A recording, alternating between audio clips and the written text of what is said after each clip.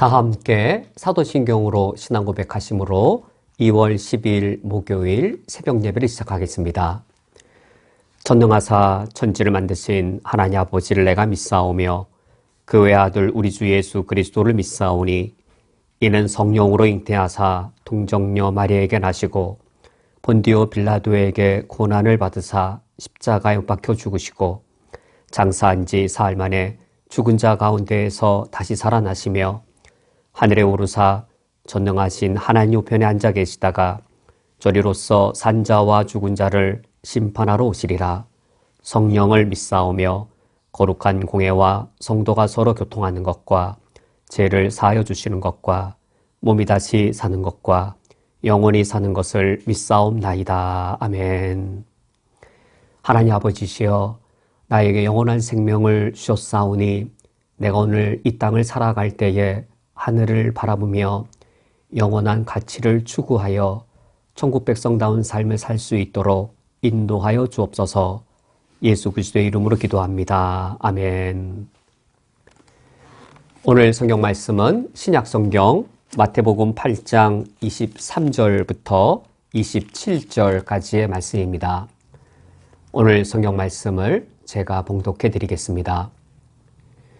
배에 오르심에 제자들이 따랐더니 바다에 큰 놀이 일어나 배가 물결에 덮이게 되었으되 예수께서는 주무시는지라. 그 제자들이 나와 깨우며 이르되 주여 구원하소서, 우리가 죽겠나이다. 예수께서 이르시되 어찌하여 무서워하느냐, 믿음이 작은 자들아 하시고 곧 일어나사 바람과 바다를 꾸짖으시니 아주 잔잔하게 되거늘 그 사람들이 놀랍게 여겨 이르되 이가 어떠한 사람이기에 바람과 바다도 순종하는가 하더라. 아멘. 오늘 성경 말씀은 예수님의 제자들이 배를 타고 갈릴리 바다를 건너가는 이야기입니다. 이 이야기는 우리 그리스도인의 일생 전체를 보여주는 상징과도 같습니다. 예수님의 제자들이 배를 타고 갈릴리 바다를 건널 때 그 배에는 그들만 있었던 것이 아니라 예수님이 타고 계셨습니다. 오늘 23절 말씀에 배에 오르심에 제자들이 따랐더니 라고 오늘 말씀이 시작되었는데, 배에 오르신 분은 예수님이었고 그 예수님을 제자들이 따라가게 됩니다. 갈릴리 바다를 건너갈 때에 제자들이 예수님께서 오르신 그 예수님을 따라서 그 배를 타게 됩니다. 이제 갈릴리 바다라고 하는 인생의 항해가 시작되어지는데, 이때 제자들은 어떠한 기대감을 갖고 있었을까요? 인생의 여러 배 중에 예수님이 타지 않은 배, 예수님이 없는 배, 예수님과 무관한 배를 탄 것이 아니고 예수님께서 먼저 오르신 배를 그들은 예수님의 제자가 되어 예수님을 뒤따르고 예수님이 타신 배를 그들이 함께 탔습니다. 그리고 갈릴리 바다라고 하는 우리 그리스도인의 일생을 이제 살게 되는 것이지요. 갈릴리 바다 이편에서 갈릴리 바다가 끝나는 저편에 이를 때까지 제자들은 이 배를 타고 가면서 어떤 기대감을 갖고 있었을까요? 이 배에는 예수님이 타고 계시고 나는 올바른 선택, 올바른 결정을 했습니다. 예수님이 가신 길을 내가 가겠다. 예수님이 타고 가시는 배를 나도 타고 가겠다라고 올바른 결정을 내렸습니다. 이때 예수님의 제자들은 우리 대부분의 사람과 마찬가지의 기대를 가졌을 겁니다. 예수님이 탄 배를 내가 타고 가는 동안 갈릴리 이 바다에서 저 바다까지 도달할 때까지 풍랑이 일지 않을 것이다. 예수님이 타고 계신 배를 내가 타고 갈 때라면 풍랑이 일지 않을 것이다. 이런 첫 번째 기대를 했을 것이고, 두 번째 기대는 설령 풍랑이 일지라도 예수님이 타고 계신 배이므로 풍랑이 예수님 곁에 함께 있는 제자로서 살아가는 나를 위협하거나 위태롭게 하지 못할 것이다. 예수님께서 기적을 일으키셔서 혹 풍랑이 일지라도 그 풍랑을 다 잠잠케 해주셔서 제자의 삶, 내가 갈릴리 바다 이편에서 저편까지 이를 때까지 역경이 없거나 역경이 일더라도 형통케 되는 일이 있을 것이다 라고 이런 기대를 했을 겁니다. 그러나 24절 말씀에 보면 제자들의 기대는 금방 깨어지게 됩니다. 24절 말씀에 바다에 큰 놀이 일어났고 어느 정도였냐면 배가 물결에 덮일 정도였습니다. 갈릴리 바다 이편에서 저편까지 건너가는 동안 우리 그리스도인의 일생에 이런 일들이 있죠. 때로는 정말로 바다에 약간 있는 놀이 아니라 배가 덮일 정도의 큰 풍랑이 일 때가 있는 것이죠. 제자들은 처음에 당황했을지라도 그래도 이제 주님께 간구하고 주님께 의지하면 주님께서 내 상황에 개입하셔서 내 상황에 일어나는 이 큰 물결 사라지게 하실 것이라고 기대를 했을 겁니다. 그러나 이 두 번째 기대도 순간 깨어지게 됩니다. 왜냐하면 24절 하반절에 예수께서는 주무시는지라. 저도 그러하고 우리 성도님들도 예수님께서 그저 주무시기만 하는 경험들이 있을 겁니다. 나는 내일 당장, 나는 한 달 안에 이 문제, 이 시급한 문제를 해결해야 돼서 내 마음이 조급합니다. 내 마음이 안달이 나고 이 초조와 불안 가운데 있는데, 그러나 내가 아무리 금식으로 기도하고 내가 아무리 간절히 기도할지라도 하늘에 계신 하나님이 귀를 막고 계시는지 내 기도가 상달되지 않는 것처럼 느껴질 때가 있습니다. 예수님께서 주무시고 계시는 것이죠. 제자들의 기대가 깨어지는 순간 그들에게는 두려움이 닥치기 시작합니다. 25절 말씀에 제 아들이 나와 깨우며 이르되 주여 구원하소서 우리가 죽겠나이다. 죽을 지경에 이를 때에 이때 죽음의 공포, 이것이 제 아들에게 닥쳤습니다. 이 죽음의 공포는 단순히 내면의 어떤 의욕이 꺾이는 그런 죽음의 공포가 아니고 현실적인 죽음의 공포였습니다. 배가 깨질 위기, 그리고 물결이 이 배를 자꾸 채우는 그런 현실. 우리가 살아갈 때에 현실의 공포를 겪습니다. 내 눈앞에 닥쳐오는 현실의 공포, 단순히 용기를 내자, 긍정적으로 생각하자라고 내 마음을 바꾼다고 해결될 수 있는 것이 아니라 정말 내 눈앞에 사건과 일로 일어난 그 공포, 두려움, 그것이 우리에게 닥칠 때 예수님은 주무시기만 하고 있는 것이죠. 그때 내가 죽겠다, 이러다가 내가 이 죽음밖에는 다른 선택이 없겠다라고 그런 절망에 빠지게 됩니다. 그런데 26절 말씀에 보면 예수님께서 깨어나셔서 나를 위로하시는 것이 아니라 오히려 나를 책망하십니다. 예수께서 이르시되 어찌하여 무서워하느냐 믿음이 작은 자들아 라고 책망하십니다. 우리는 우리의 믿음이 작아질 때에 두려움, 공포를 겪게 되었습니다. 작은 믿음, 우리의 믿음이 작아질 때 두려움과 공포가 내 감정을 지배하고 또 내 생각도 지배해서 합리적인 판단을 아무리 하려고 해도 합리적인 판단이 잘 이루어지지 않고, 그리고 내 마음을 추스리려고 해도 두려움 때문에 내 손과 발이 떨리고 내 심령이 무너질 때가 있습니다. 예수님께서는 이러한 우리를 위로하시기는커녕 이 작은 믿음을 갖고 있을 때 우리에게 두려움과 공포가 일어나는 것에 대해 예수님께서 오히려 책망하십니다. 그리고 예수님께서 보여주신 일이 있습니다. 곧 일어나사 바람과 바다를 꾸짖으시니 아주 잔잔하게 되었다라고 이어지는 일을 말씀해 줍니다. 예수님께서는 그들에게 믿음이 작은 자들아 라고 책망하시면서 예수님이 갖고 계신 큰 권세와 능력으로 풍랑 있는 이 바다의 바람을 잠잠케 하십니다.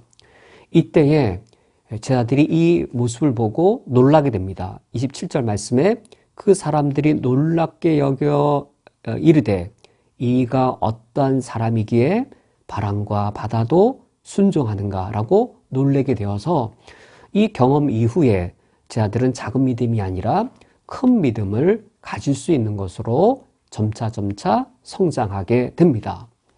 그렇다면 큰 믿음이란 무엇일까요? 큰 믿음이란 어떤 것을 가리키고 말하는 것일까요? 우리는 큰 믿음에 대하여 오해할 수 있습니다. 현실에 여러 역경들을 겪을 때 우리가 두려움을 겪게 되어지죠. 그러면 두려움을 겪게 되어지는 이 작은 믿음이라고 하는 것은 과연 무엇일까요? 우리는 큰 믿음과 작은 믿음에 대해 우리가 오해하거나 또 그릇되게 생각할 수 있습니다. 우리에게 현실에 어려움이 닥쳤을 때 두려움과 공포를 겪는다면 그것이 작은 믿음이라면, 그럼 큰 믿음은 여러 역경과 어려움들을 겪을지라도 전혀 공포와 두려움의 감정을 갖지 않는 것, 그것이 큰 믿음일까요? 사실 이것은 연약한 우리 인간으로서 믿음의 크기와 상관이 없습니다. 우리에게 현실의 어려움이 닥쳤을 때, 우리에게 정말로 내 생명이 위협을 당할 그런 위기가 닥쳤을 때, 육신을 갖고 있는 우리 인간, 몸을 갖고 있는 우리 인간에게 두려움과 공포가 일어나는 것은 자연스러운 겁니다. 잠을 자지 아니하면 졸리는 것이 자연스럽고, 밥을 한 끼, 두 끼, 세 끼를 굶으면 배가 고픈 것이 자연스러운 겁니다. 한 3일 굶어서 거의 먹는 것밖에 생각이 나지 않는다면 그건 자연스러운 겁니다. 내 힘으로 감당할 수 없는 위기가 닥쳐서 내가 불안에 떨고 공포에 사로잡히는 것, 그건 믿음이 크다, 작다를 떠나서 우선 대단히 자연스러운 일입니다. 큰 믿음을 가질수록 현실을 무시하고 현실에 대해 무감각해져서 공포스러운 상황이 있어도 무조건 잘 될 거야, 무조건 평안해질 거야, 하나님이 도와주실 거야 라고 해서 믿습니다, 풍랑이 사라질 걸 믿습니다라고 그렇게 긍정적으로 생각하면 그것이 큰 믿음일까? 큰 믿음이면 아픔도 느끼지 않고 두려움도 사라지고 그리고 모든 게 다 잘 될 거라고 끝까지 긍정적으로 생각하는 것, 그것이 큰 믿음이고, 현실의 위기가 닥쳐서 나의 인간의 연약함과 나의 부족함이 다 드러나면 내 인간의 연약함과 부족함을 한없이 겪고 그것을 느끼면 믿음이 적은 것인가? 이런 차원에서 사실 우리 모든 사람들은 다 믿음이 없는 사람입니다. 우리 모든 사람들이 다 이처럼 믿음이 없는 것이 우리의 실상입니다. 믿음이 좋다란 것과 믿음이 작다는 건 어떤 면에서는 종이장 한 장 그 차이이고 동전의 양면과도 같아서 믿음이 가장 없는 모습과 그리고 가장 진실된 믿음을 갖는 것은 동전의 양면과도 같아서 심지어 동시적이기도 하고, 믿음이 가장 적을 때 오히려 가장 진실된 믿음이 발생되어지는 동전의 양면과도 같고 모순된 것이 우리 인간에게 있는 원리입니다. 믿음이 크다라고 하는 것, 큰 믿음이라고 하는 것은 위기 상황에서 두려움과 공포와 이 어려움들을 어렵게 느끼는 거 하나도 안 느낀다라고 하는 것이 아니고, 두려움을 겪을 때에, 무서움과 공포가 나에게 사로잡힐 때에, 그래서 내 믿음이 작아지게 느껴질 때에 그 두려움에 맞서는 것이 큰 믿음입니다. 큰 믿음일 때 두려움을 안 느끼는 게 아니고, 큰 믿음이라고 하는 것은 내게 닥치는 그 두려움을 맞서는 겁니다. 그게 큰 믿음입니다. 두려움에 내 존재가 휩싸이지 않는 것, 그것이 큰 믿음입니다. 두려움에 휩싸이려 해서 내가 작은 믿음이 되었을 때 그 순간 다시금 예수님이 누구인지를 기억하고, 예수님이 어떤 분이시냐면 바람과 바다를 잠잠케 하시는 분, 큰 믿음이 이겁니다. 27절, 이가 어떤 사람이기에, 이게 큰 믿음의 핵심 요소입니다. 예수님이 누구인지를 아는 겁니다. 예수님께서 자연세계를 다스리는 창조주의 권세를 갖고 계신 창조주 하나님이시다. 예수님이 누구인지를 기억해내는 겁니다. 두려운 현실이 우리에게 닥치면 순간 그걸 잊어버려요. 하나님이 어떤 분이신지, 예수 그리스도 어떤 분인지를 순간 잊어버려요. 그래서 믿음이 작아지죠. 그때 다시 예수님 누구인지 기억하는 겁니다. 예수님이 누구인지를 기억하여서 내가 풍랑의 두려움에 휩싸이지 않는 겁니다. 큰 바람이 일어나는 공포에 내가 사로잡히지 않는 겁니다. 풍랑과 큰 바람의 공포가 두려움이 내게 있을 때 그 두려움을 내가 맞서는 겁니다. 두려움을 맞설 수 있는 것이 그것이 큰 믿음입니다. 두려움에 맞설 때 나에게 동시에 두려움이 공존합니다. 두려움이 있는데 두려움을 맞서는 겁니다. 공포심이 있는데 그 공포를 맞서는 거죠. 그래서 공포를 이겨내는 것이지 공포감이 없어지는 게 아닌 것이죠. 내 눈앞에 그런 현실이 계속 진행되는 한 그런 공포와 두려움이 내게 있지만 그 두려움과 공포에 맞설 수 있는 것이 큰 믿음입니다. 그리고 무엇을 믿는 것일까요? 이때 믿는 것이란 무엇을 믿는 것일까요? 갈릴리 바다를 통과해서 내가 무사히 저 건너편에 도달할 것을 믿는 것인가요? 아니면 풍랑과 바람이 잠잠해질 것이라고 믿는 것인가요? 우리가 제자의 삶을 살고 그리스도의 삶을 살 때 우리의 일생은 갈릴리 바다 이편에서 저편에 도달하는 겁니다. 우리 그리스도인들에게 큰 믿음이 필요합니다. 그 큰 믿음, 어떤 믿음일까요? 풍랑과 바람이 일어날지라도 나는 저 갈릴리 바다 저편에 이른다라고 그걸 확신하는 게 큰 믿음일까요? 아니면 주님이 역사하시면 반드시 이 풍랑이 사라질 거라고 믿는 것일까요? 전자일까요? 후자일까요? 후자가 아니라 전자입니다.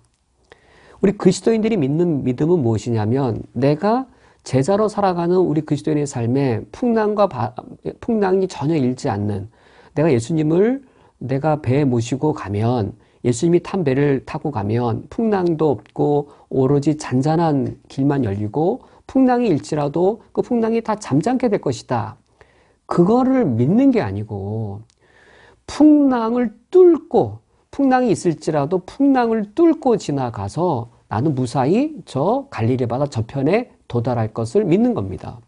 갈릴리 바다 저편에 도달한다는 건 무엇이냐면 우리가 이 땅에서 죽음의 순교를 겪을 수 있을지 몰라도 우리가 이 땅에서 지극히 가난한 삶을 겪을지 몰라도 지금 우리가 이 땅에서 결코 성공과 무관한 삶을 살지 모를지라도 그런 역경들을 겪을지 몰라도 그걸 뚫고 지나가면 내가 갈릴리 바다 저편에 도달할 것이다.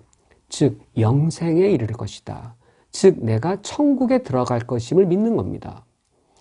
내가 이 땅을 살아가는 동안 이 땅에서는 가난을 겪을 수도 있겠고 실패를 겪을 수도 있겠고 심지어 이 땅에서는 그 풍랑 때문에 순교의 육신의 죽음을 겪을 수도 있습니다. 풍랑이 나를 위협할 수 있는 거 어디까지인가요? 풍랑이 나를 위협하게 할 수 있는 것은 나를 가난하게 만드는 정도일 겁니다. 아무리 커봐야 내 육신의 생명을 죽이는 것까지밖에 못합니다. 내 영원한 생명은 풍랑에게 있지 않습니다. 내 영원한 생명은 예수님께 달려 있습니다. 내 영원한 생명은 예수님께 있어서 저 갈릴리 바다 저편까지 가는 건 주님이 지켜주시는 것이지요. 큰 믿음이란 무엇인가? 큰 믿음이란 가난의 위험으로부터 날 지켜주시는 것인가? 또는 내 육신의 생명을 안전하게 지켜주시는 것인가? 아니면 내 영원한 생명을 안전하게 지켜주시는 것인가? 큰 믿음은 무엇을 믿는 것이 큰 믿음일까요? 우리가 가난을 각오하고 순교를 각오하고 예수님을 믿어야 됩니다. 가난을 각오하고 예수 믿는단 말은 예수님께서 나를 가난으로부터 안전하게 날 지켜주시거나 육신의 생명으로부터 날 안전하게 지켜주신다라는 것이 아니고 우리는 그렇게 해달라고 요구한 자들이 아니고 갈릴리 바다를 지나가는 동안 돈이 기껏 위협해봐야 가난으로 위협하는 정도고 풍랑이 위협해봐야 기껏해서 이 바다에 빠져 내 육신의 생명을 위협하는 정도입니다. 우리가 믿는 건 이겁니다.